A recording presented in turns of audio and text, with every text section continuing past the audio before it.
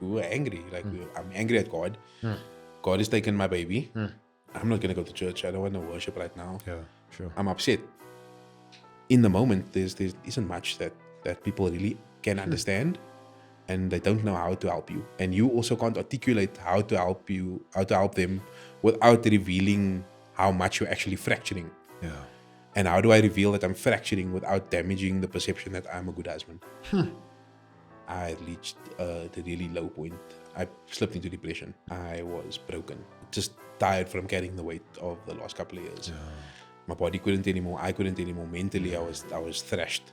Now you know what you would say to somebody who's gone through what you've gone through, a husband, a guy. Yeah.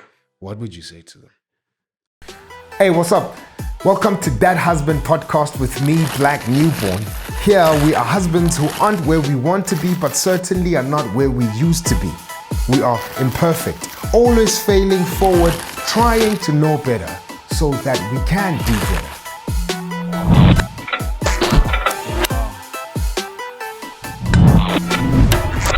Hey, what's up? Welcome to That Husband podcast with me, Black Newborn. This is where husbands try to know better so that we can do better. Before we jump into this episode, I want to thank everybody who's been supporting us. If you're new, please don't forget to hit that subscribe button, hit the notification bell so that you're updated on every single episode we drop every Wednesday at 11:30. Man, if you want to support us, there's two ways you can do that. One, you can buy us coffee. There's a link in our comment section. There's a pinned comment. Click on that and it will open up and you will see a comment that says, buy me a coffee. Click on that and buy us as many coffees as your heart desires. Keeps us energized so that we keep making more of this content. The number two way that you can support us is by booking me either as a facilitator or an MC for your next event, or you can book me to come speak on anything pertaining theology, culture, or art, or the intersection of those three things. And you can drop us an email at booking@blacknewborn.com. That's booking@blacknewborn.com. The husband that's sitting across the table from me today flew all the way from exile. Yo. To come to the land of the living. God is good, man. God is good. Mr. Fredericks, how you doing, brother? My G. You good? I'm good, man. I'm good. I'm so excited to be here. Still, bro. It's so wonderful to be in this space. Yeah. But more importantly, being here with you. Yeah. After, watching you strive for this and Sure. actually just seeing it come to fruition and be like the success that it is, it makes my heart so happy. Still, bro. So I'm so excited to be here, bro. Yeah, man. It's a long time coming, bro. Yeah. Yo, friends for almost 10 years now, almost. Yeah. Good times, so, man. No, still, man. We're gonna get into it today, bro. We compiling this book behind me, trying to give it to husbands who are walking alone, husbands who are not privileged to have a community of other brothers that they walk with, or even young men who are despondent when it comes to the role of being a husband. They've found a lack of role models when it comes to husbandhood, and so they don't see the value in why they should get married. And so we trying to encourage them, and we want to make this resource available for them for free. And so we're asking our guests to help us define what a husband is. Sure. With your many years. Oh, Black. Dude, I've been married almost 11 years. Yeah. And I still don't know what it means to be a good husband. But if I had to try and define it, I think that a husband to me is a reflection of Christ for Christ's bride. And so it's a love that's sacrificial. It's a love that's not self-seeking. It's a very difficult role. And I think it calls to the strongest of men. It's not something that you just walk into lightly. As a husband, it is a strong role and a very difficult journey to walk. But it's also incredibly rewarding. I mean, anything that's difficult is rewarding. And so for me, that's what the husband is, a reflection of Christ for his wife on earth. It's that by itself is incredibly weighty. And so it makes it really hard. But that's what it is for me. For as long as I've known you, bro, you seem to have guys around you who are fading forward, husbands who are trying. Just paint a picture for us, man. Like, who are some of those guys? How have they played a role in your life? Because every time I think of dudes who have role models. I'm like, man, I can think of, guys who can't even fit my hand, that I'm like, I think they have dudes around them. Whether these dudes, are made up by you, Yeah. are they real? No, that's. I mean, wow, that's such a privilege to be on that end. That's a serious hand, bro. How does that look like for you, bro? Okay, so for me, there are three men primarily that I look up to in terms of the husband journey. That's my father. Sure. He's been married this year. I think it'll be 45 years. Killer. My older brother, he got married in 2007. So that's 20. That's just like 19 years. 19 years, just shy, years. just shy of 20 years. And then my uncle Paul, Yeah. who is my dad's older brother, and he's been married for 50 plus years now. So like, sometimes I look at him and like, yo, You can't fail. buddy. Yo, I was like, this guy, you are made of iron, Yeah. tungsten. Yeah, No, yeah, high melting point. It can't burn. We, But the three of them, I think that there's a common thread between the three of them is one, they love the Lord with all their hearts and with all their minds, all their body. Everything within them screams, I am a follower of Christ. Sure. And the other thing is patience. Man. My guy, I don't think I know anybody that is as patient as my dad and Uncle Paul. The two of them, there is nothing that can shake them. It's just like, doesn't matter what's coming, they are perfectly calm, patient, no matter what their wives are doing. And trust me, like, I love my mom, but wow, sometimes as a woman, she can be a lot to deal with. And the three of them, that is the common thread. They really love Christ and they are incredibly patient. And so I try to emulate that as best I can. But like you say, failing forward, my man. I have a thing where I tap dance on my teeth. My feet are always in my mouth with my wife. Like always saying something wrong, doing something wrong. And that's just where it is, bro. It's one of those things where you can watch the example all you want to, but living it out is always going to be harder, and it's always going to be a different journey for you because you're a different person, number one, and number two, your wife is a different person to their wives, and so that's the only thing I can say is that those are the two key traits that I try to emulate from watching them. It's the love for Christ, and the patience. Man, that's dope, bro. So shout outs to your dad, man. Shout outs to him. Maybe one day he can pull in here on the podcast. Should, bro. Malume here. Should, bro. Malume Isaac is here. It was pulled through. They didn't know the hot seat is waiting for him, man. Fast forward, you get married. Yeah. And then, things go as things go in marriage. Marriage is up, it's down. Yo. 11 years, bro. 11 years. You put it on your spot. What are the 11 lessons you've learned? Yo. Kidding. But what has been the highlight, man, for the past 11 years when you sit aside? We 11 years as well, and it feels like the first year. Yeah. It's the first of the next 10 years. Yes. And it's like, where did that past 10 years go? Goes so fast. Yeah, it's like it's fast. It's gone, bro. And now we're like, okay, cool. It feels like we're starting again. And it feels like there's a clean slate.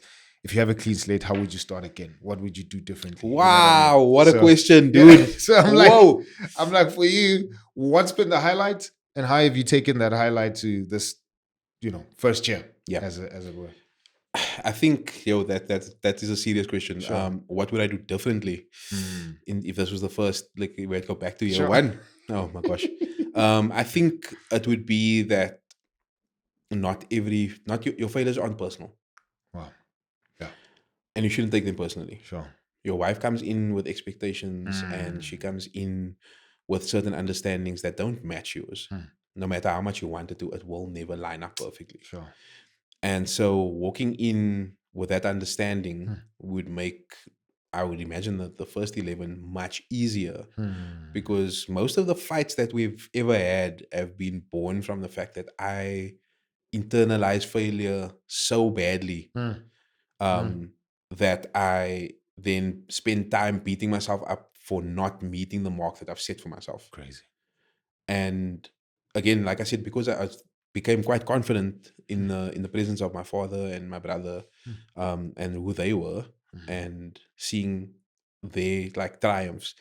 Like the reality is, you don't see the failures, you don't see the fights, you don't see all those things that you experience in your own marriage. You don't see those things, and so you hold yourself to a standard that's not possible. Sure. You're holding yourself to a standard of a man who's been married for 40 plus years. It's not possible to meet the standard that he has set. Yeah. It's not possible to meet the standard of the guy who's been married for 20 years. 20 years, man, yeah. You can only meet the standard of the guy that you are at the moment that you are in. That's good, bro. And so if I can go back and teach myself that, sure, it would make the 11 years that we've had so far very different. I think the highlight of our marriage has definitely been the birth of our daughter. She was born 2 years ago, almost 2 years ago. And it was such a journey to get to the point where we could actually have her, that just her being there and watching my wife become the mother that I know that she can be. And fostering an environment where they can both flourish and thrive. That has been the highlight of my journey as a husband and of our marriage. So, and being a father, it's been the best thing in the world for me. Still, bro. It's fire, bro. For as long as we've known you guys, you were parents. It's like you just had dad energy, man. Thanks, bro. From day one, I was like, thanks, bro. Sure. This dude is a dad, right? Care to walk us through that, man? Like, because that's a journey. Yeah, that's a journey. Sitting this side and seeing your kid. Somebody who doesn't know you guys might see you at the mall, see you somewhere, and they think, "Oh, it's cool," like lovely family. But man, the mountains that you guys climbed to get to that point, just the rivers, the fights internally, mad stuff, bro. Crazy things, man. Yeah, and particularly the side that is probably least highlighted is your side, the dad side. As the man throughout this thing. Let's get into it. Where do we start? I think we start right at the beginning. So Nikita and I, when we were discussing getting married, we discussed the idea of having children. Do we want kids? How many do we want to have? And we agreed on we both wanted 2 kids, and a third kid that we at some point in the future, financially, when we could afford it, we would adopt a third child. And so when we felt we were ready to try and start for number 1, which was about 2 years into our marriage, exactly 2 years into our marriage in 2016, we decided, okay, it's time. We feel as ready as we are ever going to feel. So we're going to try. We're going to start trying. And unfortunately, in that first year, we tried, and it didn't take long. It took us maybe 2-3 months before Nikita was pregnant. Nikita got pregnant in October. We started revealing to the family immediately because we were so excited. Like we took the pregnancy test, and then the next day we was like, okay, we're gonna tell everybody. Telling everybody we are pregnant. We were so excited. Then on her birthday, Nikita's birthday, crazy, bro, she said something's not right. Woke up in the middle of the night. It was like maybe 3-4 o'clock in the morning. Which is like, I'm in pain. We need to go to the doctor. Fighting, getting dressed. Like, who's on our network? Where do we go? I mean, like, eventually we didn't get an answer. We just went to Bremer, which is like the hospital that was closest to us. We drove. I remember crying in the car just from the fear that because of the level of pain that my wife was in. I was terrified. I was like, I don't want to lose this child. We get to the hospital. Nikita, immediately they take her in, they do a pregnancy test. Pregnancy test comes back and says, you're not pregnant. Smack. So like, what do you mean? We took a pregnancy test this week. Yeah. And it wasn't like, we took more than one also, just to ensure that it's like, no, the test says you're not pregnant. And this lady was cold and callous and just, she didn't care. Like, really. I mean, it's a public hospital. You can't expect the best treatment there. They said, it's okay, we're going to go to the doctor. We'll take you through. Doctor does a little sonogram thing, just to check. Says, "No, you've lost the baby." They're like, and but there was a couple of hours between that. Like she was sitting in the waiting area. I couldn't be there. I was sitting outside. I remember sitting there crying, pleading, "God, please don't take this from us. We've served you faithfully for years. Sure. I've served you through Scripture Union. I started doing outreach programs when I was 14. I just got saved and I was there. I was on the field for you. Why are you doing this to us?" Man. Eventually, they say, "Come back." Doctor comes back to see me. He says, "Okay, we have to take upstairs. We have to do a womb scrape. I'm going to basically just remove what's left of the baby." And I'm like, I was shattered. Yeah. Like the night before, or a couple of nights before, we had phoned everybody to say pregnant. I had to phone everybody and say, again, "Listen, guys, we lost the baby." It was devastating. Sheesh, man. Now, the what I experienced as a husband in this moment was that, and this is year 2. This is the set there. We married for 2 years. Been married for 2 years. Yeah. I was like, now I have to be strong for her. This is not your moment to grieve. You need to make sure that your wife is whole. You need to protect her. You need to be with her. You need to hold her. Yeah. And you need to be strong right now. We wept together. I sat at the bed. She woke up and she was looking for me. I was there. And she would cry. I would just hold her and say, "I know it's hard. There's a plan. There's a purpose. We don't understand now, but we will understand. And we can be angry at God. Is okay." For the months after that, I was just holding it together for Nikita. I was trying to hold it together for Nikita. Nobody was checking on me, except my dad and my brother and my cousin. One of my cousins was checked in regularly, and my best friend. They were checking on me as a man, but also just to the point that they could understand. Yeah. And none of them had gone through anything like it, so they couldn't understand. How are you making sense of this thing? Because like when you hear of a miscarriage, one, it's normally spoken about through the lens of the wife, and it's mainly like female friends or females in our lives who talk about that, and so it's very removed from us as men. Yes. So in that moment when this happens, like what happens in your mind? Are you thinking about all the female voices you've heard talk about miscarriage? I mean, that we don't generally. That's the thing. Or so you blank. I'm blank. I'm like, I don't know what to do. It's crazy, bro. Because it's even among women, it's not really spoken about because it's almost like there's this shame attached to it. Sure. And I'm sure that culturally in the Black community, there's a similar shame attached to losing babies or not being able to carry a kid. Yeah. But it's not spoken about enough. That's what I've realized. Even in the female circles, I mean, the talk is minimal there, and in male circles, non-existent. Sure. And trying to get Nikita's support through that time was very difficult because there wasn't much going on in the way of support. We tried to get the counseling through the church, things like that, and even that led to some stuff at the church that made us walk away from the church we were at. At the time, we was like, "You guys are not supporting us." Like the first question that we got after being gone from church for a month, because we just stayed at home because we were angry. Like I'm angry at God. God has taken my baby. I'm not going to go to church. I don't want to worship right now. Yeah, sure. I'm upset. And we weren't at church. And we came back. And the first question my worship team leader asked me is like, "Where have you been? We need you. You need to plug in." And not what's happening. Not what's happening in your life. What broke you? Why aren't you here? And before that, I had been on duty for 6 months straight. Like crazy. I never missed a Sunday. I was there every week.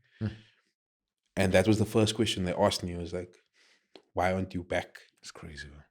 I was like, "I lost a child. And you concerned about why I'm not serving." And they said that something similar to my wife. And I was like, "No, you guys need to plug in." Like you guys hearing what we just said to you. Fortunately, when they had the discussion with my wife, I wasn't there. Hmm. I was at work, and I missed the discussion that she had the discussion with him, and she didn't tell me what happened. Sure. She just phoned me crying, and then I went to go and fetch her. Sure. And when I had the discussion with me, I was like, "Do you even care that like this is one of the worst things that's ever happened to me in my life?" It's like, yeah, but you need to press in further into God's presence. I'm like, yo, bro, if I was a lesser Christian, if I had a worse relationship with Christ than what I do, I would have walked away from the church altogether. Yeah.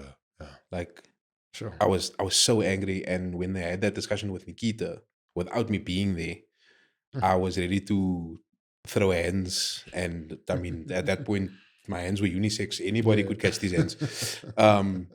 And I was like, no. Like, because we had a female pastor at the time. So I was like, you know, guys, I'm gonna step away. We're gonna leave the church. We'll go and find another church. And the what was difficult in that time was, as a husband, was there's nowhere for you to really vent what you're feeling, and nobody really understands what you're feeling, and you don't want to bring it up all the time. Yeah. Because every time I see you, I'm telling you how broken I am, how my heart is shattered. It's like nobody really understood that weight of that feeling. I remember one night I went over to my dad's place, and my wife went to go and sit in the lounge. She had supper with my mom, and we had supper together. And I went to the room, and my dad came to check on me, and I bawled my eyes out. Man. He sat on the bed with me, held me, and he said, "I understand, my boy. I understand that you're in pain. I love you so much." And he just held me close. And again, him being a reflection of who God is for us brought me back to the understanding that even though I can't see his arms around me, and I can't feel his arms around me, God is holding me. Sure, man. And it was so painful.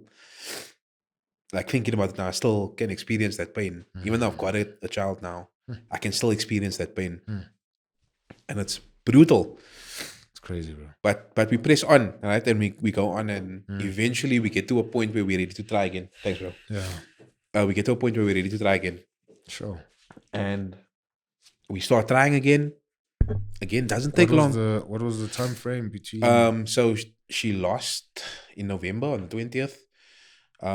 We started trying maybe about 10 months later. Okay.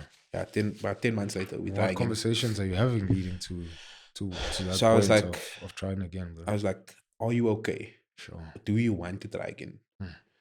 And she's like, yes, we both really want this. We both want to have a baby again. And this is the point. At this point, we had started at our new church. We had gotten back into church. And we were at a new church, and we were excited. But we were like, they were a really supportive community, or they are a really supportive community. And it was what church community should be. Right? And we decided to go back there. We started healing. And we were like, okay, we're ready to start trying again. And those were the kinds of conversations we were having. Like, are you ready? That was primarily that's what it was. And she was like, yeah, let's try again. Almost a year to the day. We lose number 2. No way, bro.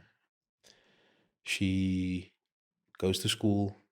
She comes home and she's like, I'm in so much pain, but I think it's just cramps. It's like growing pains, whatever. And I knew something was wrong. I had a sense. I was like, you are not yourself. Something's not right. And she's like, and then she started bleeding.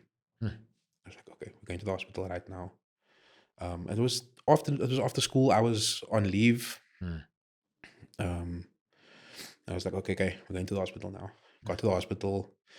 She had an ectopic pregnancy. So for the listeners at home, it's basically when the egg fertilizes inside the fallopian tube and doesn't travel down. It stays in the fallopian tube, starts growing there.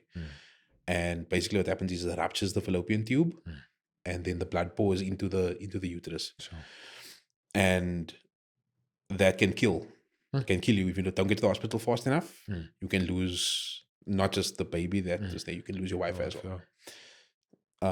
And we were at the hospital, and I was like, no, this can't be happening again. This can't be real. Like, this is like, I know God's got a sense of humor, because that's why he gives you straight hair and then takes it away by the time you're 38. But like at the same time, like, nah, this can't be, you're not joking. This is not a joke. Sure. And there we go again. Back in for surgery again. No way, bro. Remove the fallopian tube that was damaged. And again, I'm sitting in the waiting room, furious at God. I'm like, you put us in this idea that we are healing, that we are okay, that you're gonna be with us, that you're gonna walk us through this journey, and it's gonna be okay. We prayed about this, and I remember thinking, no way does it say that God owes you anything. God don't owe you anything, man. You owe him everything. The second you decide that you're going to walk this journey, you sign up for the trials and tribulations package, whether you want to or not. All the packages come. All the packages come, man. Prosperity gospel packages that side, but it only exists in contradiction to the trials and tribulations package. Yeah. They go hand in hand. Man. Terms and conditions apply. And so we get there, and like, she's in hospital, she's in surgery. I might lose my wife and my baby. I remember sitting there thinking, no, this is year 3 now. This is the 3rd year that we are married, and this is where we are. And I sat there furious. Okay, well, I think to myself, okay, well, again, you got to be strong for her, bro.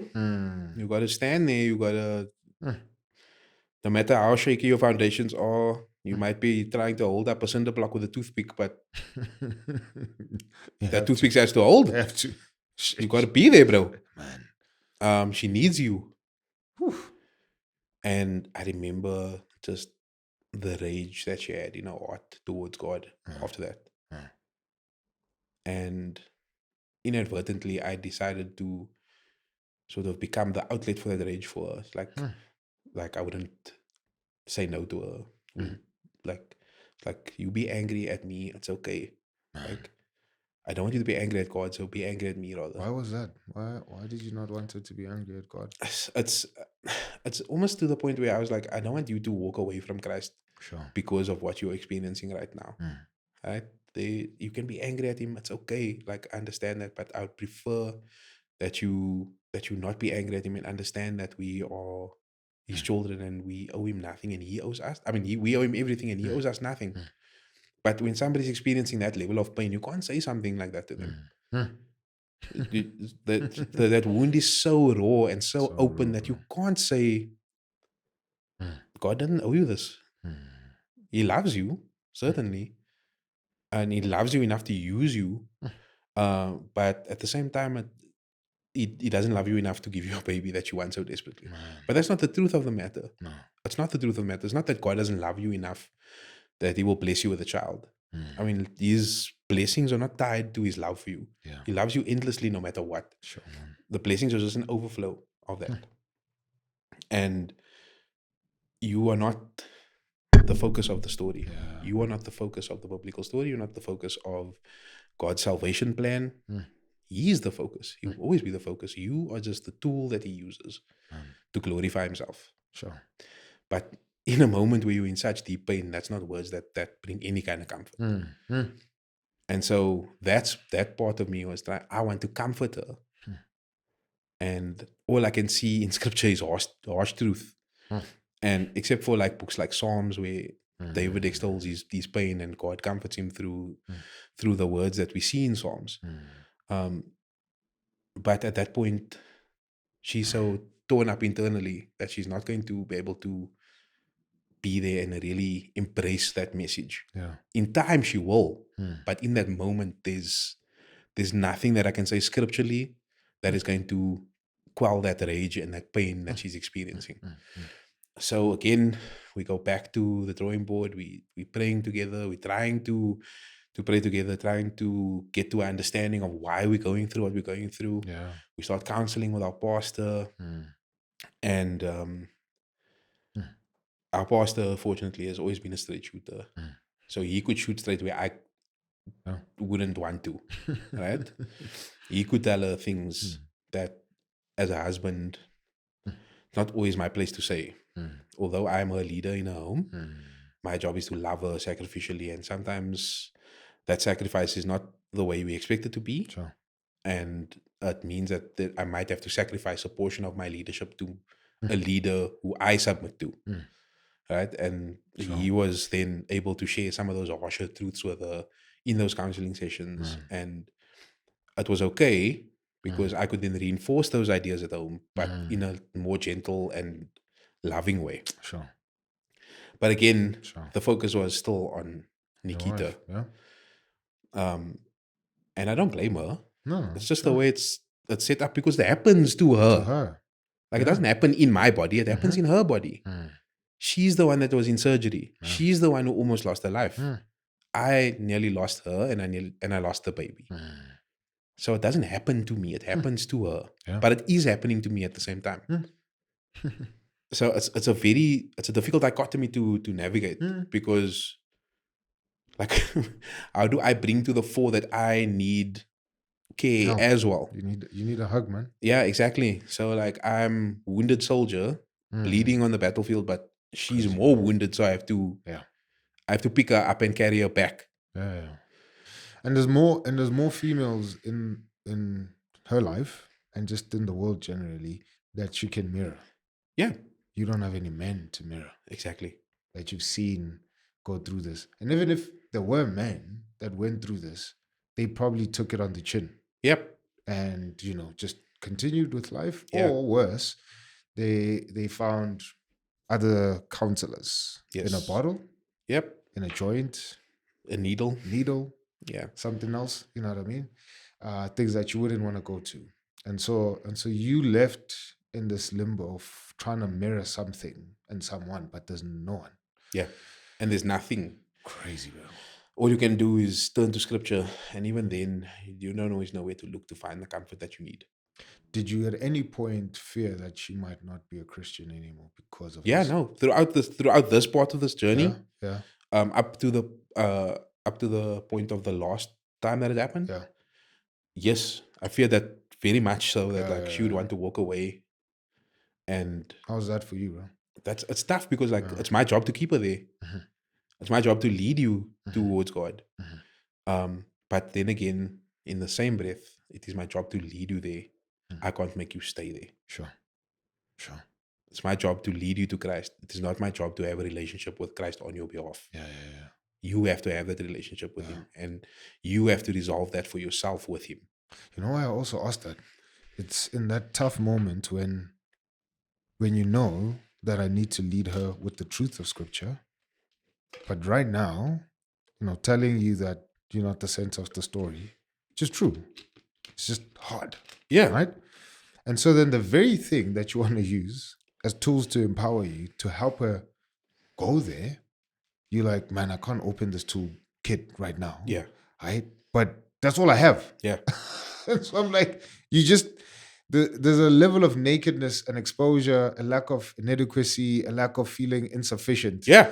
There's a helplessness that you can't ever. And you're just like, what, where, how, what do I do? Like, and at that point, it's like, yeah, you're supposed to surrender to the Lord. And you're like, Lord, I am surrendering. But if I sit here, what surrendering looks like now is passivity. It's me giving up. And this woman is possibly going to walk away from you. Yeah. But I just feel like I can't do anything.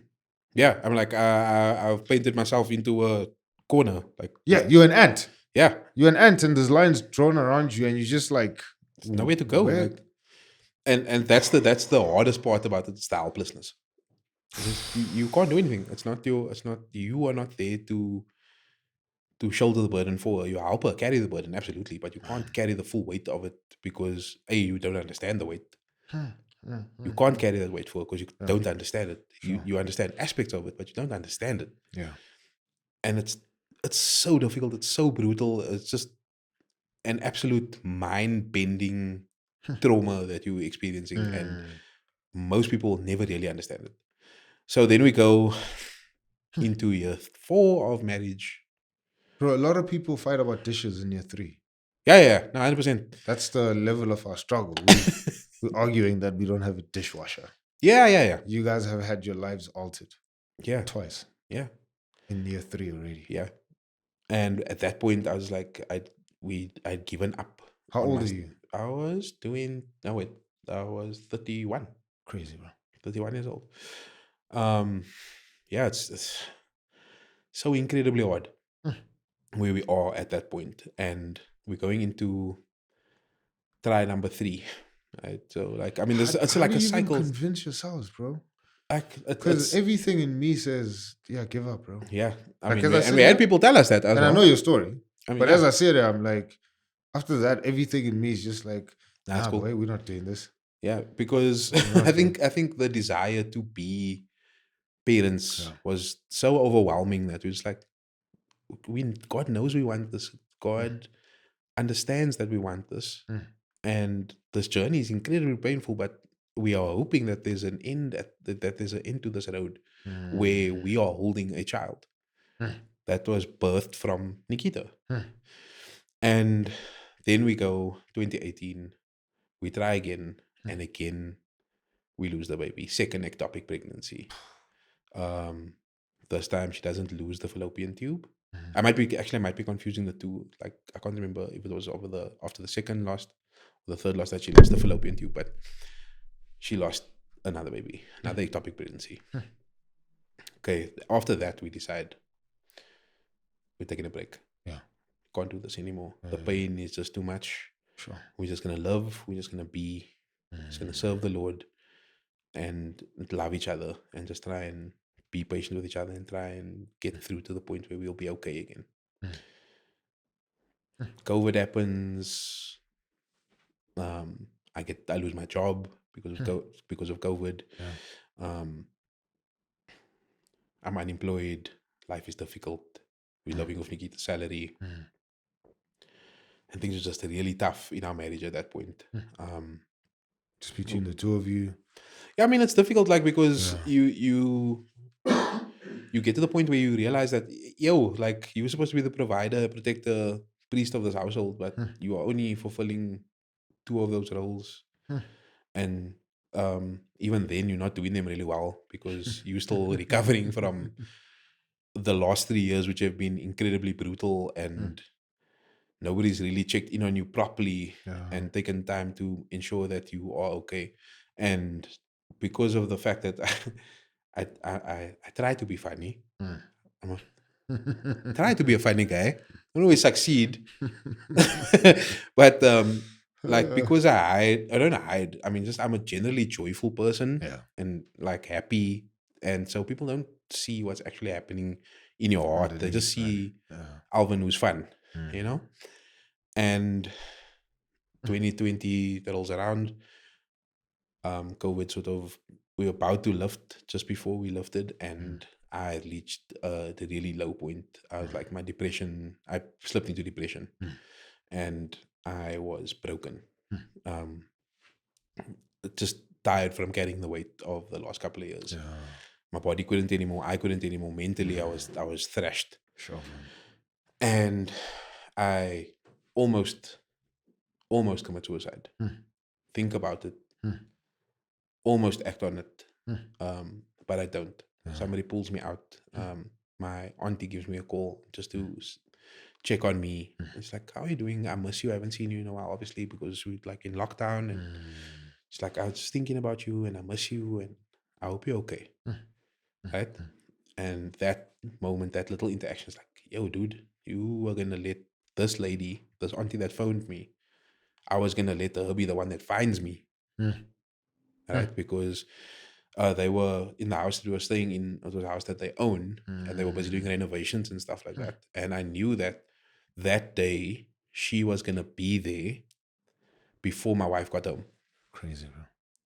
So I had set it up and planned it so that if I committed suicide, my wife wouldn't be the one that found me. It would be my aunt. She would then be able to take it from there, shield my wife. And like, looking back at it, I was like, this is so selfish. This is so incredibly selfish. Like, you were going through a difficult time, fair enough. But how are you in this moment being a reflection of Christ for your wife? Yeah, dying in that is not what It's not this kind of dying. There's not that kind of dying. That's not the kind of dying that Dying Christ to did. self is not this one. Yeah. It's not the same thing. He was gonna come back for certain. You would, if you finish, you finished. Hey, Beans and Buns, the 6th edition. Man, I'm tired of asking you if you can believe it, because if you don't believe by now, forget about it. We are not stopping. We're back at it again, the 26th of July, right here at Christchurch Midrand. Doors open at 9:30 to sharply start at 10, and we finish at 1 p.m. Y'all have told us how incredible it's been to be in the room to champion husbands who want to become better. And so we're asking you to pull through again, because we want to see this country change through one husband at a time, at one Beans and Bonds every single month. Right? So make sure that you are booking your spot. I'm going to be in the room. Tuare Lekabe is going to be in the room. And Modise Sekhote is also going to be in the room. Whether you are old, you are young, you are single, you are married, you are divorced, make sure that you are pulling through and you are booking your seat right now. How much is it going to cost you? Just $150. So make sure that you're hitting the link or you are scanning the QR code that appears on the screen right now so that you secure your spot. What are we talking about? Man, we're going to be talking about when good things become unhealthy escapes. You might not be cheating. You might not be fighting, you might not be shouting at your wife, but you started disappearing into your phone, into late night emails, or you started doom scrolling because you've lost a sense of control over your marriage. And so as men, we sometimes find it hard to sit in the discomfort. And so what do? We press into our habits, we press into our hobbies, and we press into hiding. And so we want to make sure that we are coming through together as men to, one, help each other understand why we escape. Number two, how do we actually deal with avoidance and fight for connection? And number three, how do we make sure that we have healthy ways to decompress and not press into distancing ourselves from our wives? Pull through. It's going to be an incredible time together when good things become unhealthy escapes. Maybe that's you. Maybe that's a friend. Make sure that you are booking a seat for them to pull through this July, the 26th, Christchurch Midrand, 9:30 to start at 10 to finish at 1 p.m. Beans and Bonds. All right, peace. See you there.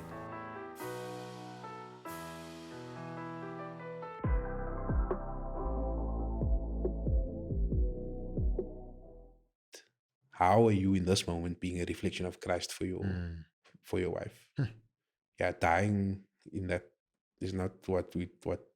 It's not this kind of dying. There's not that kind of dying. That's not the kind of dying that dying Christ to did. self is not this one. Yeah. It's not the same thing. He was gonna come back for certain. You would, if you finish, you finished. I was like thinking about it. I was like, yo, this is so selfish. I can't even believe that I got into this point. But you snapped. I did snap. Because the whole time you're describing this thing, I see the image, of, again, just being pushed into a corner, slowly but surely. And the pushing is not necessarily active from those outside, but it's because of the lack of checking in. Yeah. That's the thing that, that's pushing you further and further away. Yeah. Did you think maybe my pain doesn't matter? That's exactly that's exactly where you get to. You get to the point where you're like, okay, it actually doesn't matter. Nobody really cares about how you feel. Sure. I mean, they check in, but they don't know how to check in. Like, I mean, how do you? What do you say to somebody? Better luck next time. Like, what do you say? Like score better. Yo, bro. It's 3-0, but you can come back in the second half. It's tough, bro. Like, there isn't much that they can say unless they've been there. Sure. Right? Like, now, if I see somebody go through it, I know what needs to be done to make sure that guy gets back on his feet. Sure. But in the moment, there isn't much that people really can understand, and they don't know how to help you.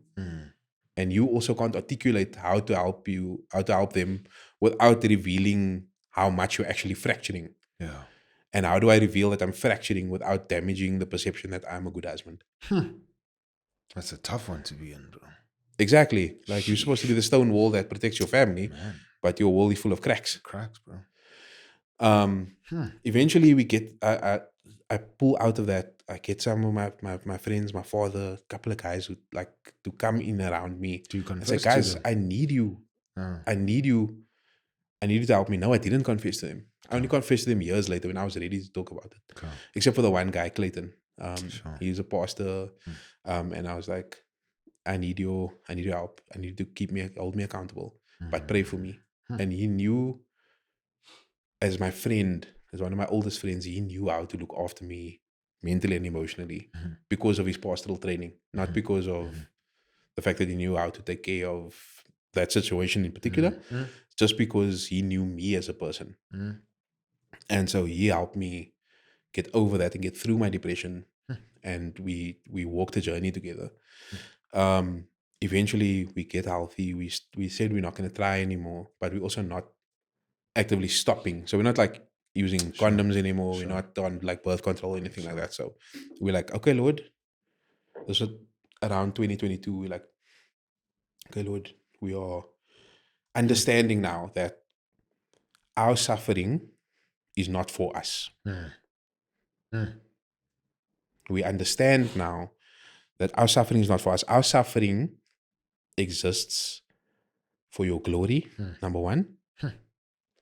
And number two, it exists for reasons that we might not understand in our lifetime.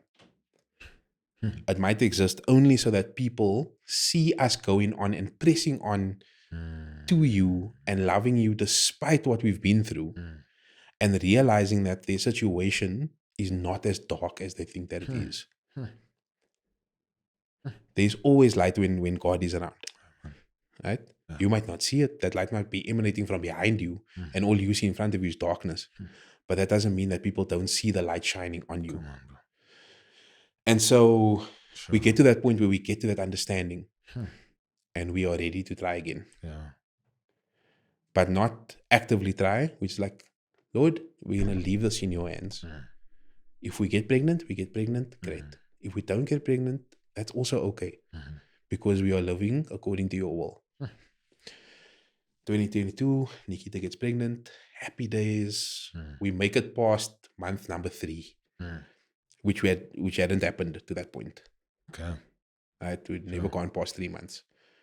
And we're like, this could be the one. This could be the pregnancy that sticks.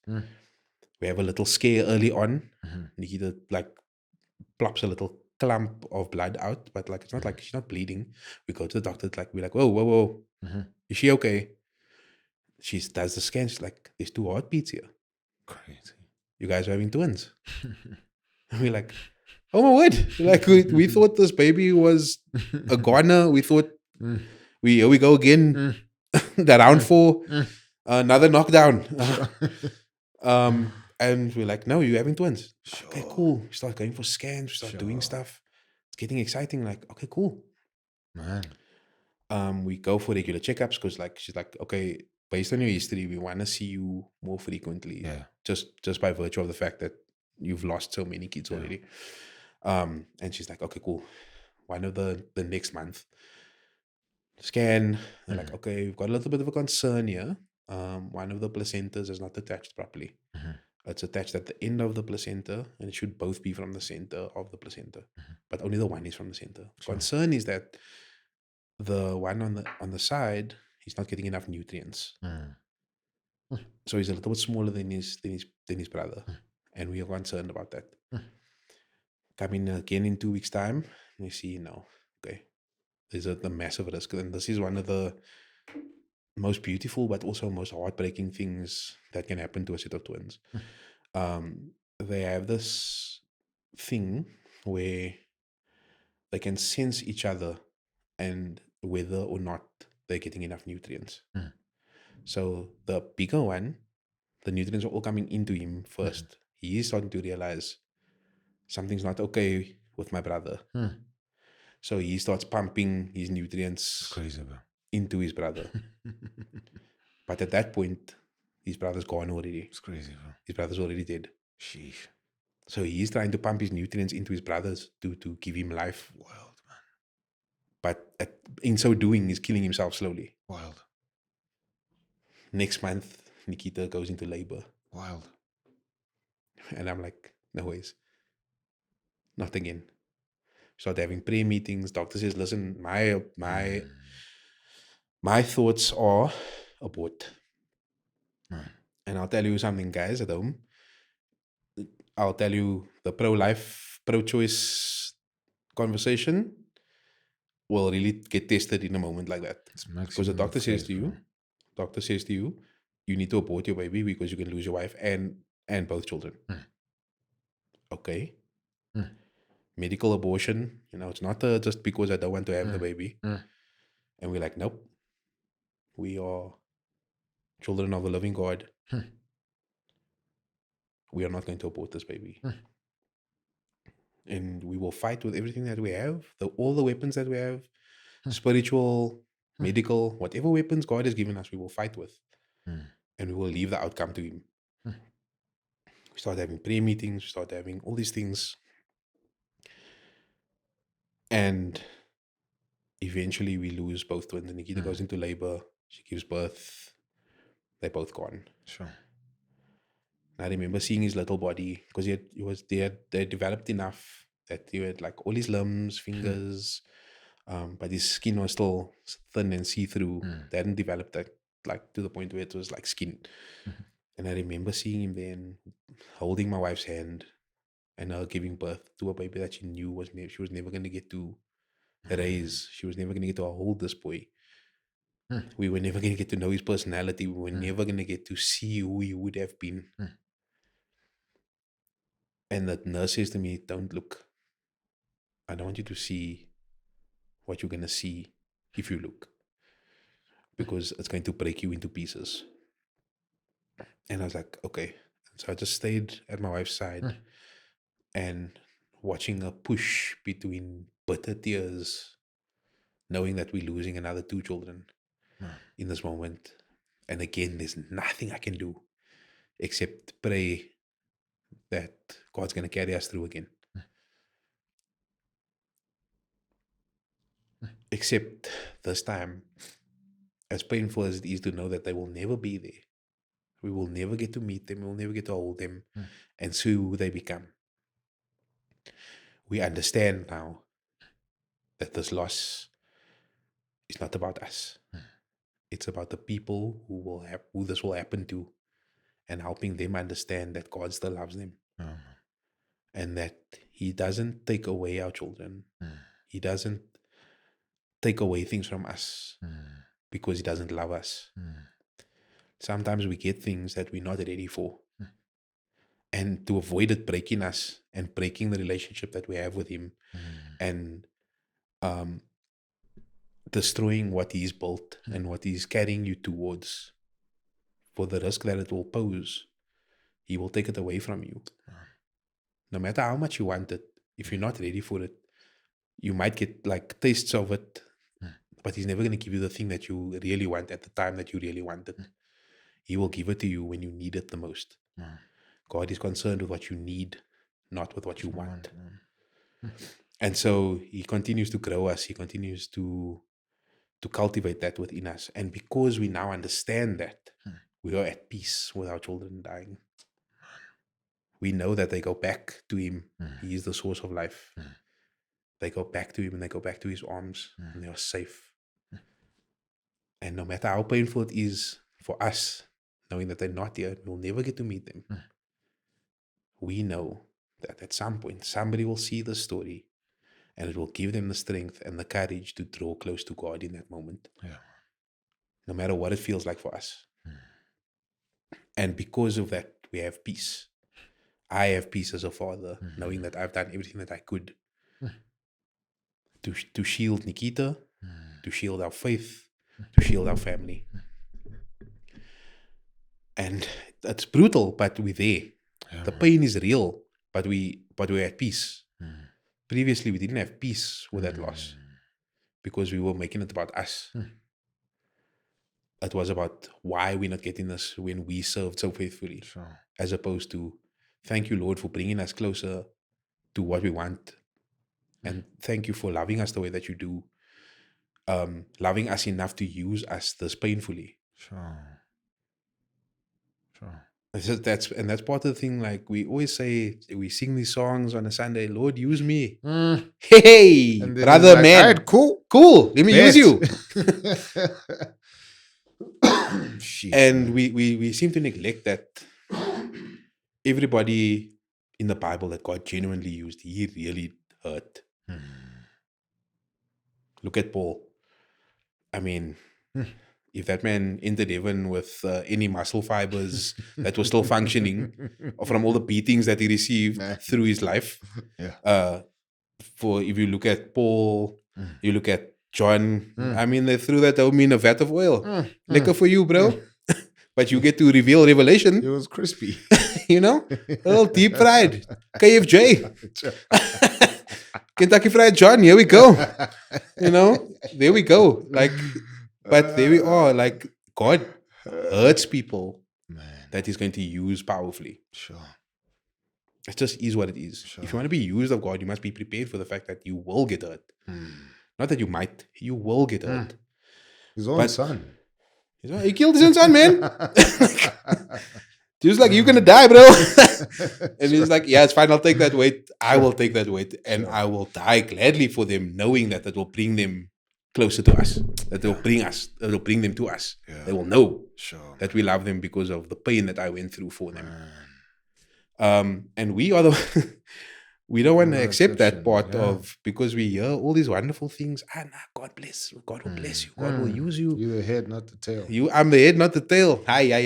You're going to eat crumbs, boy. But it's difficult. It's a difficult thing to accept and to understand. Yeah. But once you do get to that point where you accept that when God's going to use you, it's going to hurt. Because again, even then, like he needs to stretch you out to fill you, to grow your capacity. Come on, man. And anything that requires growth is painful. Yeah. So it's just one of those things. You're gonna experience pain. It is what it is. But the key to understanding that is that your pain and your suffering is not for you. Yeah. Your pain and your suffering is for God's glory. Yeah. And for somebody else to know that they can draw close to God in those deeply painful moments. Yeah. And that will bring peace in your suffering. You will understand peace in a way that you never understood peace before. Once you've suffered greatly for the name of Christ. Yeah, man. Yeah. They asked Jesus what the greatest commands are, and he says, the first is to love God. Second is like the first. Love your neighbor as you love yourself. And so your suffering is primarily for the glory of God, and secondly is for your neighbor. And to go further than that, even still, what does it say in John? No greater love has any man than this, that he will lay down his life for his friends. Yeah, sure. Right? So, in reality, that can mean anything. Like, you can suffer deeply so that your friends can come to know Christ, man, and know the love of Christ. So, it's all there. It's written, it's coded for us to understand it. But until we really are genuinely willing to be used of God and to be hurt by Him, then you will understand what real peace is. Man, three things that I'm thinking of. One, when you guys lost the twins, I remember how that broke us, me and my wife. And that was a tough moment. Yeah, because like you're saying, the twins were different in how your wife carried, and so there's a level of this is hopeful. Yeah, because of how it's playing out, for how it's unraveling. And so I remember just how crushing that was. Confusing. And just like, okay, what's the plan? Because another thing, I said it at first, at the beginning of our chat, like you and your wife just have parent energy, man. You just have parent vibes, So even in our heads, we're like,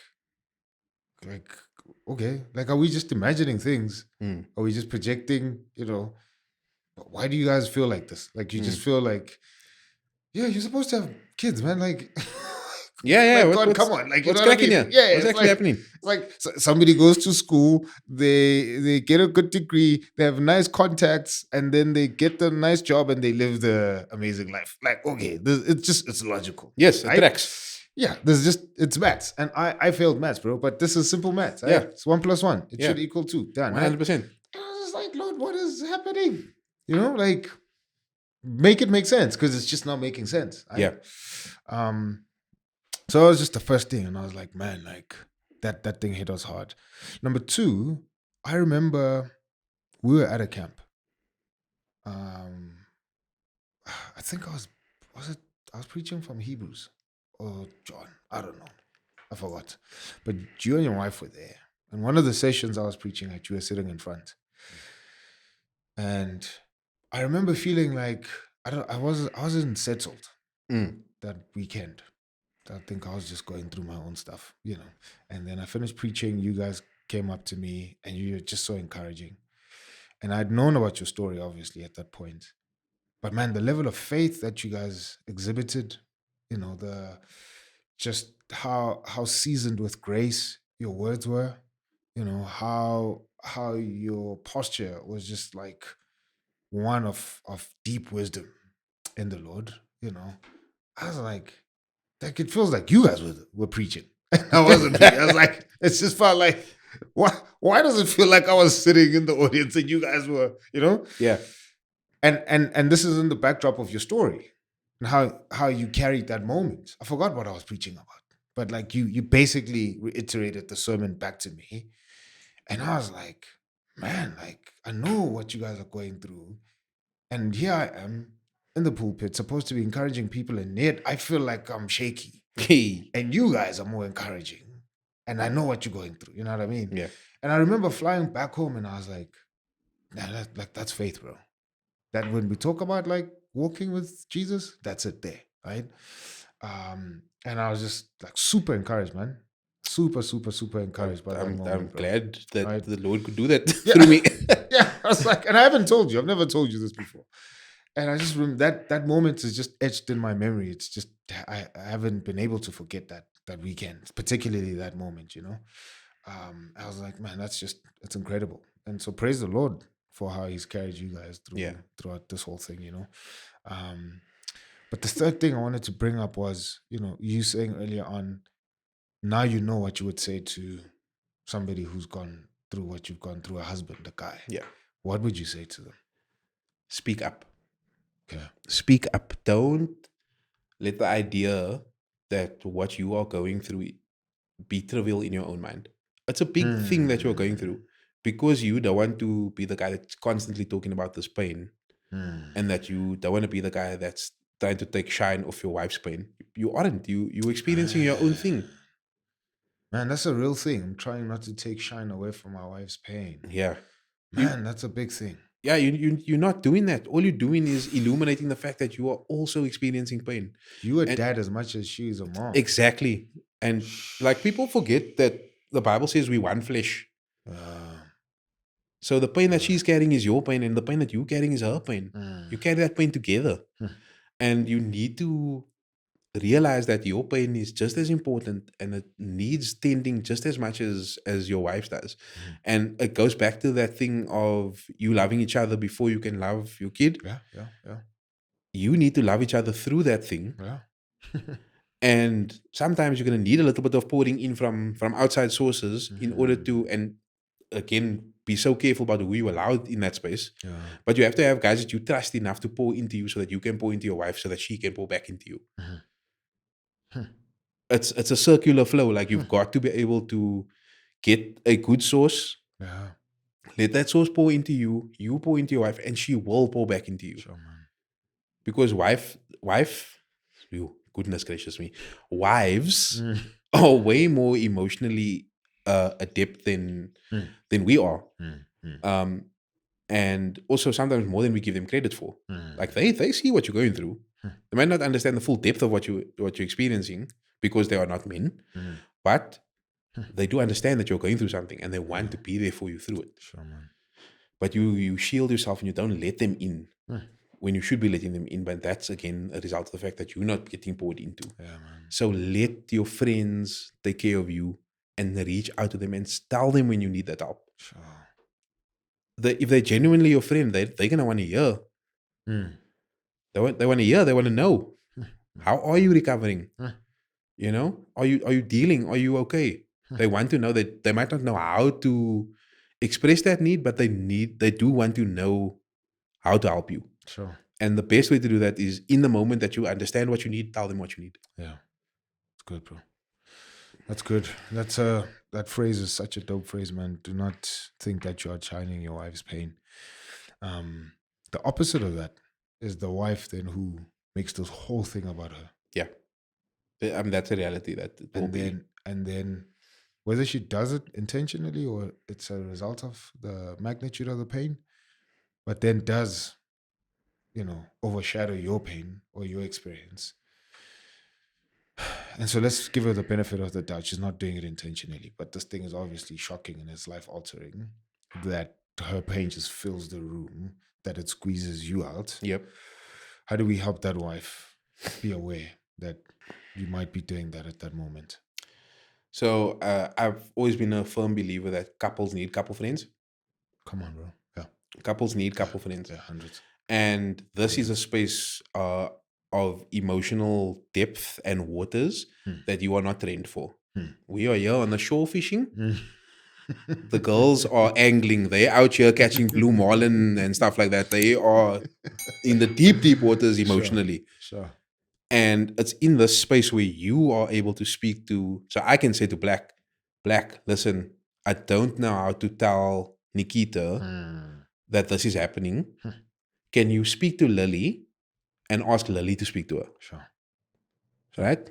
This is, again, it requires deep trust. Yeah. It requires a real depth of friendship. Sure. Because it takes a real friend to say, bro, you're messing this thing up. And to also be able to navigate that space and say, listen, my guy, you need to do this. And for Lily to be able to say to Nikita, listen, Nikita, I understand that the magnitude of what you're experiencing, but understand you are one flesh and he is also experiencing it. This thing, bro, yeah. And so that, for me, that is the one of the ways to do it. Other ways for you to, once you've been poured into and you feel strong enough to address it yourself, because you know your wife better than anybody. Yeah, 100, bro. 100. And you know what words will be okay, what words won't be okay. Yeah. And because of that, you're going to be able to navigate that yourself. But again, that requires that you have been poured into and that you are feeling a certain level of emotional strength at that point to be able to share that with her and say, babe, I'm also going through this. You're not alone. And it's not you versus me. And it's not a competition between our pain. I love you. Yeah. I want to be there for you. But I also need you to be there for me. And it's those kinds of conversations are difficult, but they are necessary.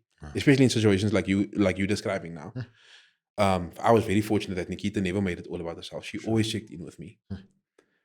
And so I would hope that if you are at the point where you're willing to have children together, that you are emotionally stable enough with each other that you can have difficult conversations.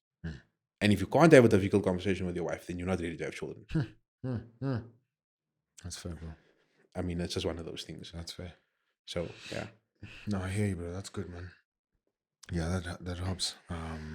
Because I think a lot of men do get drowned out.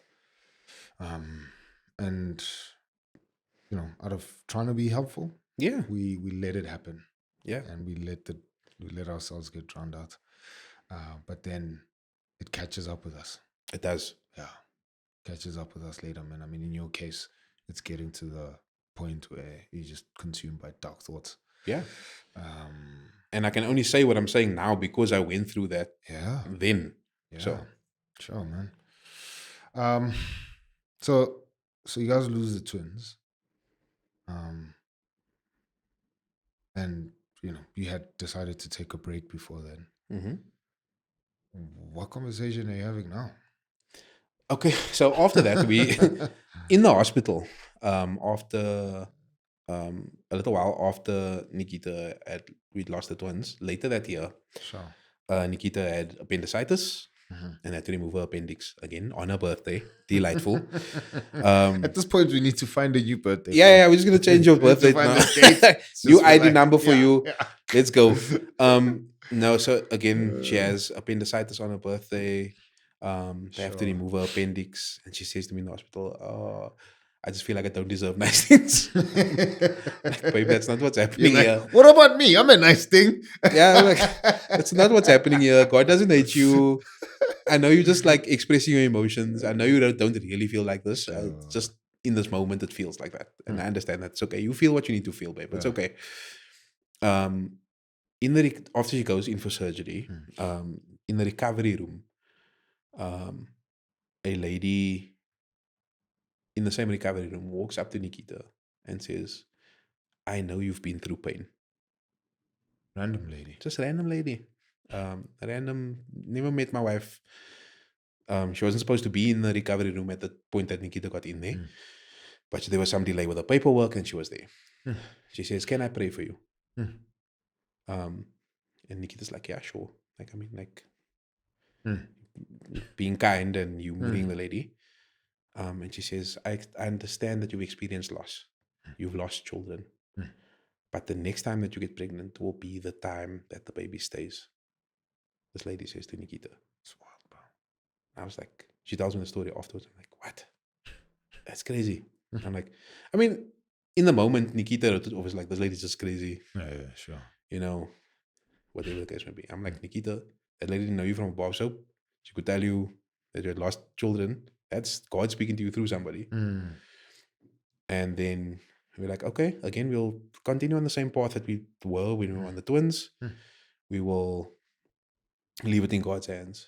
And eventually, not eventually, shortly after that, Nikita got pregnant. Like maybe like 2 months later, 3 months later, she was pregnant. Sure. Yeah, about 3 months later, she got pregnant. And then we waited until 6 months in, announced the pregnancy to everybody, found out we're having a little girl, super exciting stuff. And now we have our beautiful little baby girl, Anna. Just sweetest little girl. Feisty like a mom, silly like a dad, you know, just a wonderful little girl. Sure. And we look at her every day and we realize God's grace upon our lives to allow us this. This wasn't owed to us. This was a gift from God. And we're so grateful for that gift. And we just continue to work in that idea and understand that she's not ours, she's God's. And we will do a greater service to make her the center of our lives. We need to honor what God has given us. We be a good steward of the gift that God has given us. And so we look after each other first, and then we look after Anna. And we don't always get it right. I don't always get it right. Sure. Sometimes I fail. Sure. And I fail terribly. Bro, your story would be enough justification for you guys to like exactly pour all your attention on her and lose each other. Exactly. And there are times where we do that, sure. where she becomes the central focus because of whatever reason, and we have to pull ourselves back and be like, yeah, we're losing each other. We need to look back crazy, and look for each other first again. And it's like praying together. Sure. It's going to church together. Sure. And it's not always easy with a kid to go to church. But praying together is something that you can always do. So now we work it into our evening routine where after supper and after Anna's bathed or whatever the case may be, and she's settling down for the night, we spend time together, just sitting on the couch and praying together as a family. And we don't do it every night. We try our best to do it every night. Sure. But life gets in the way sometimes and you can't do it every night. But we try our best to get to that point where we can pray for each other all the time. Fire, bro. So yeah, that's where we are. That's where God has been very gracious towards us. And so bro, you moved from twins to 6 months, but you know that would be doing a disservice to this whole story.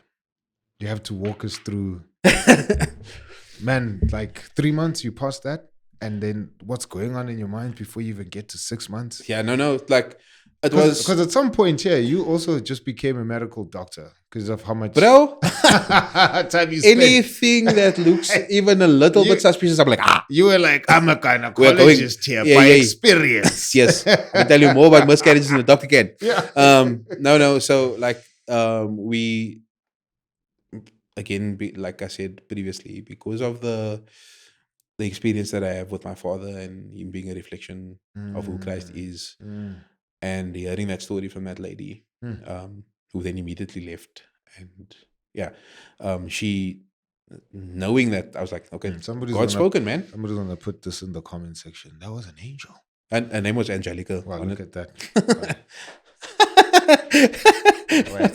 The lady's name was Angelica. Right. And it was very weird. I was like, all right, Nikita, seriously? Angelica? Yeah, I mean, Angelica or Angelique, one of the two, something like that.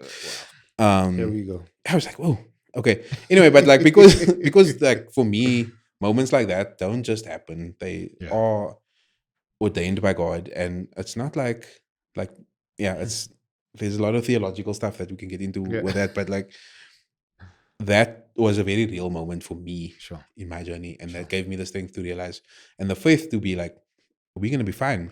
And there was just a sense of peace throughout.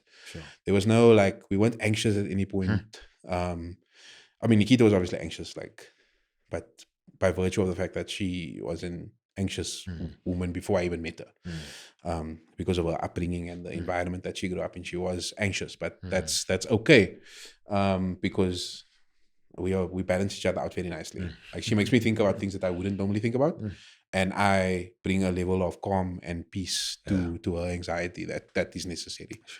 And so we were very much at peace throughout the pregnancy. There wasn't a sense of impending doom or fear. Like I said, there was already that sense of peace when we lost the twins. And that peace just carried through into this pregnancy. And we just stayed at peace, knowing that God is in full control. And whether he sees fit to let it carry to term, or if he wants to take this baby away as well.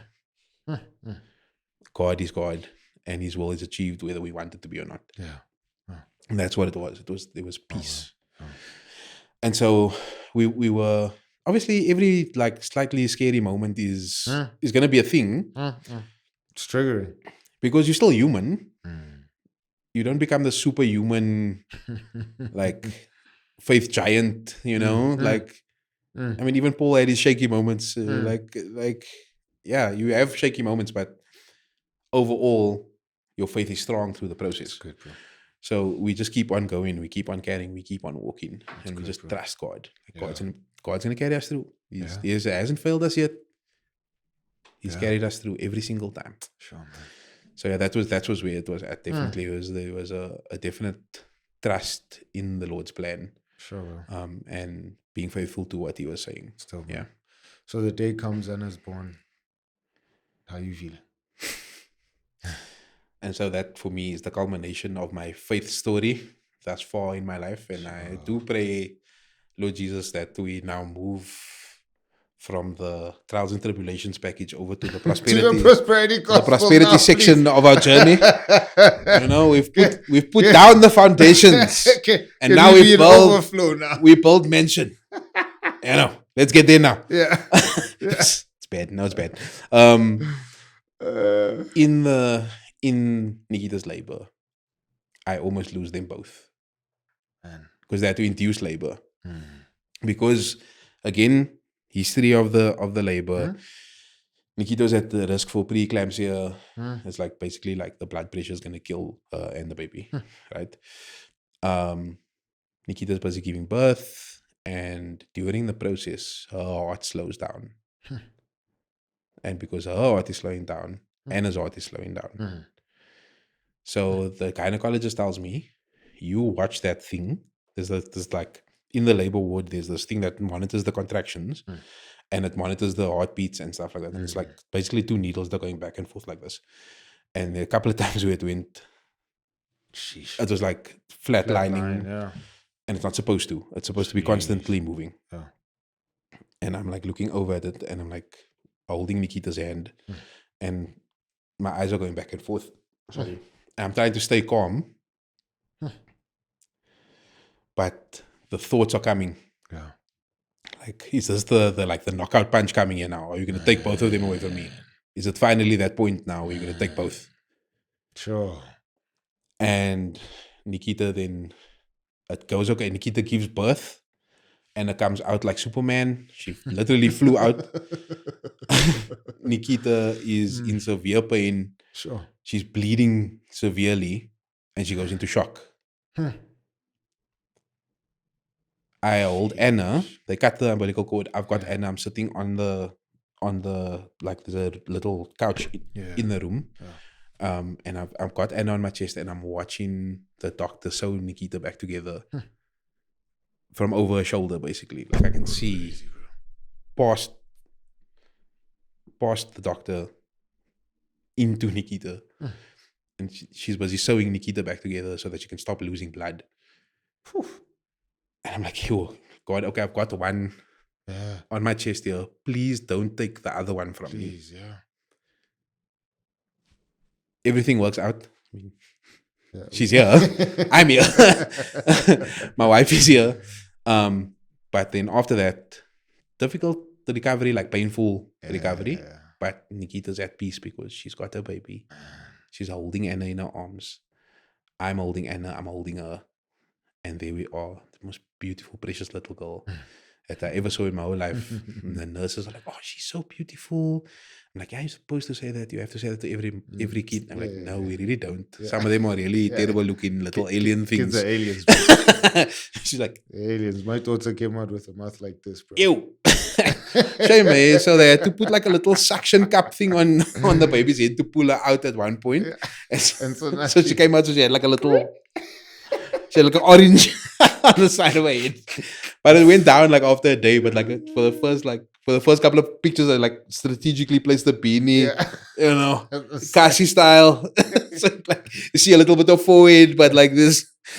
And so so the picture looks nice. You can't actually see that she's got like a little mango on the side of her head. Yeah. But I mean, God was so gracious to allow me to steward these gifts, to keep stewarding these gifts. Yeah. And here we are now, telling the story to however many thousand people are going to listen to this podcast. And we're just grateful for where we are. Praise and Lord, grateful for you for doing this. Sure. And I genuinely pray that this podcast and you as a man, that God uses you to grow this thing to something international level, where you get millions of followers and subscribers who tune in to try and fix the next generation. Sure. And I really trust that God is going to use you in that way. I know this journey has been painful for you as well, getting to this point. And for you and Lily as creatives, there have been painful moments in your journey. And we've been there for some of those moments. And God has used you in the same way. Thanks, bro. You've experienced deep pain. Yeah. And I know that God is going to use this thing for something mighty. And I want to encourage you, brother to brother, to continue to do this. Thanks, man. No matter how hard it gets, keep doing it, because we know, the men sitting in this room, that this is necessary. Whether people want to accept it or not, God designed us to be in union with our wives. And He designed it like that so that we could better understand His love for us. Come on, bro. And so as you continue to push this journey, I pray that God will carry you, He will lift you up, and put you onto a platform and grow this platform to a point that He can start a revolution in terms of husbands and making fathers present again in the home and correcting the hurts that the church has put on people and correcting the hurts that husbands have put on their wives so that we get to the point where people want to be married again. Sure. So I just wanted to encourage you with that, and I appreciate that, bro. And just pray that your podcast just continues to grow from strength to strength, man. Thanks, man. No, I appreciate that, bro. I take it with the anointing of Angelica, bro. Yo, come on. Nah. Angelica, if you're out there, bro, thank you so much. We see you. Thanks for being obedient. Appreciate you, bro. Yeah. In closing, man, what would you say to Anna? And maybe in one word after that, what would you say to all your other kids? Anna, my little girl, I pray that I can be a genuine reflection of who God is for you and in your life. That I will always be somebody that you can turn to no matter what you are going through, that you can always know that I'm going to love you through whatever difficult thing you're going through. And that doesn't always mean that I'm going to give you your way. It means that I'm going to be hard on you sometimes. I'm going to teach you painful lessons, but it means that I love you, and I'm going to always love you that way. I'm always going to love you the way that Christ loves His church. I will sacrifice everything that I have and everything that I am to ensure that you succeed and become what God wants you to be. And to my other kids, Jordan, Iris, Elizabeth, Samuel, and Mariah, I have loved you, and I will continue to love you. And I know that you are in God's arms. And I look forward to the day that I get to meet you guys. When God calls me home and I get to see you there. Yeah. Appreciate it, brother. Thanks, man. Please thank Nicki Minaj for us. Yeah, 100%, bro. 100%. I will thank her for releasing me to come and do this. Nikita, I love you, babe. Shout out to Nicki Minaj. Yeah, man. Thanks, bro. It's always a pleasure, brother. Absolutely. Always been encouraged, brother, by your presence, by your words. Yeah, and I hate the fact that you're taller than me. I'm so sorry, bro. My daughter this morning says, "Who are you shooting with again?" I'm like, "Uncle Alvin," and she's like, "I thought you're supposed to be taller than Uncle Alvin because you're my dad." Wow. And I was like, "This bastard." I'm so sorry, bro. You dunked on me in front of my kid. I didn't mean to, bro. I didn't mean to bring that MJ energy. I'm so sorry, bro. I'm so sorry. So your height confused her. I'm sure. And she justified it at the end by saying, "I thought all dads are supposed to be the same height." I'm like, some of us are short kings compared to other kings. Yeah, nah. So, I mean, I don't mean to be the stall. It's just, But thank God I'm not the average height of a South African man. Yo, bro. God is good, bro. I'm like my girl. Be thankful. Yeah. The only thing that I wish is that that Fly Safe and SAA would understand that my legs are not made to sit with my knees on my chin while I'm flying for 2 hours. It's a rough, boys. Please, guys, can we just increase the space between? Bro, listen, grow your 10 pegs. We done with the suffering. Now this is your season of prosperity. Yeah, business class, bro. That's all I see, bro. Go fly on Benny Hinn's jet, bro. Private jets. Creflo dollar in them. Private, bro. With a name like that. Uncle Creflo. Alvin Fredericks. You need a private jet, bro. Yeah, bro. AF Industries, here we go. Come on now. Taking off. And your wife is Nikki. Come on, bro. Bro. Thanks, bro. Appreciate it, man. Right. Guys, thank you so much for tuning in. This has been certainly, just one for the books. Do leave your thoughts, leave your comments. Share this with men who have gone through a similar situation and just don't have anybody to talk to. Send this to them. Encourage them to watch this. Encourage them to hit us up. If they want to chat, if they want to have somebody to just pray for them. So please do that, man. And if they want to, they can hit me up on my Instagram. Please, bro. I'm at dadventures36. Yeah. If you feeling the pressure of being a dad and you've gone through some tough things on your way to being a father, please reach out to me. I'll be more than willing to speak to you and to walk with you. Walk a journey with you if you need. Cool, man.